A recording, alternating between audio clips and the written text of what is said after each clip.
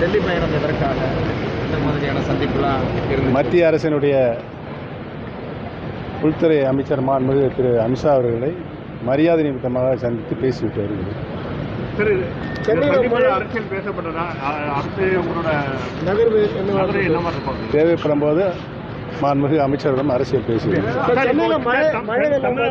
மழை பெய்திருக்கு, முக்கியமாக சென்னையில் மழை பெய்திருக்கு. திமுக அரசு தொடர்ந்து 80% 90% வேலைகள் முடிஞ்சது சொன்னா நிறைய இடங்களே தற்போது மழைநீர் தேங்கி தான் இருக்குது. இதை குறித்து உங்கள் கருத்து? பல்வேறு மாநிலங்கள் 80% மழைநீர் வடிகால் முடிவுன்னு சொல்லிட்டு இருக்காங்க. பட் ஆனால் நிறைய இடத்துல வந்து மழைநீர் தேங்கி இருக்கு. அதை பற்றி உங்களோட கருத்து? மாண்புமிகு இதயம் புரட்சித் தலைவி அம்மாவுடைய காலத்தில் மழை பெய்தவுடனே உடனுக்குடை அதனை சீர்திருத்தம் பண்ணுகின்ற பணியில் ஈடுபடுவார்கள். உடனடியாக பாதிக்கப்பட்டவர்களுக்கு நிவாரணமும் வழங்கப்படும் என்பதை தெரிவித்துக் கொள்கிறேன்.